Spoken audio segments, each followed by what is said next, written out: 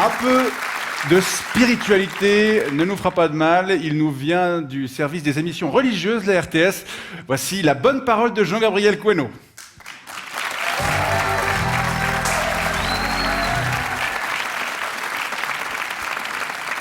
Bonsoir. Bonsoir, personne. Chers téléspectateurs, chères téléspectatrices, chers amis du public, je viens à vous en ce jour pour vous avertir d'un grand danger qui pèse sur vos âmes éternelles, la science. Cette semaine, l'Académie royale des sciences de Suède a commencé à décerner ses prix Nobel.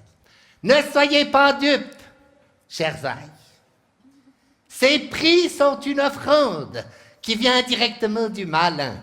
Par le biais de cette cabale démoniaque, ce torve fourchu arrose de gratitude les scientifiques, qui du coup se croient tout permis, y compris de contredire le livre. Nous lisons.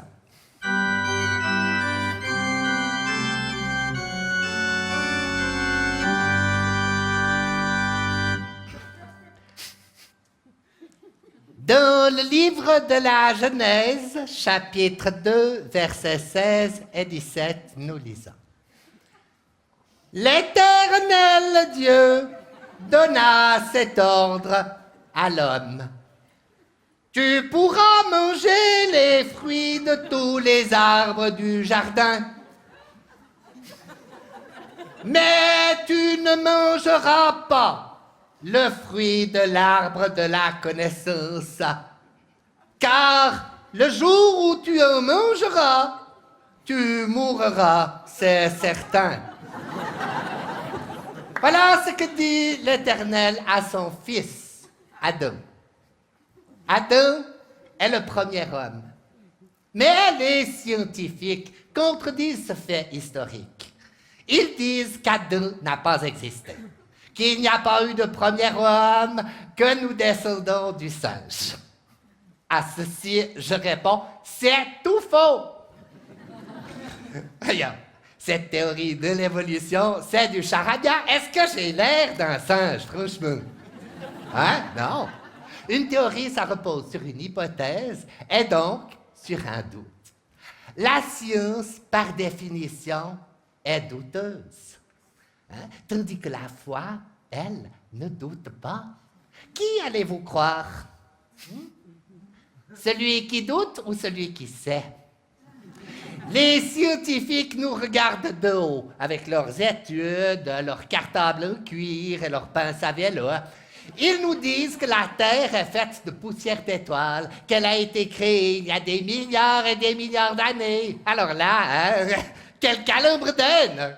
La Terre a été créée en 7 jours, il y a 6061 ans. Elle est au centre de l'univers.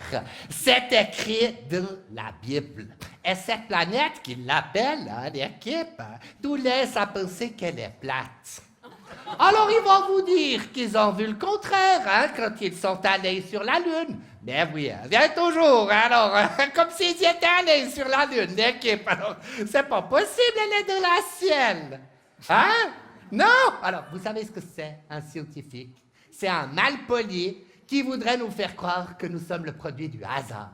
Mais non, nous avons été voulus, créés méticuleusement par l'Éternel. Il nous a donné la création et nous pouvons en faire ce que bon nous semble. Les scientifiques ne méritent qu'une récompense, les flammes de l'enfer. Et ces prix Nobel n'ont qu'une vertu, celle d'identifier qui parmi eux doit passer en premier au bûcher. Soyez bénis.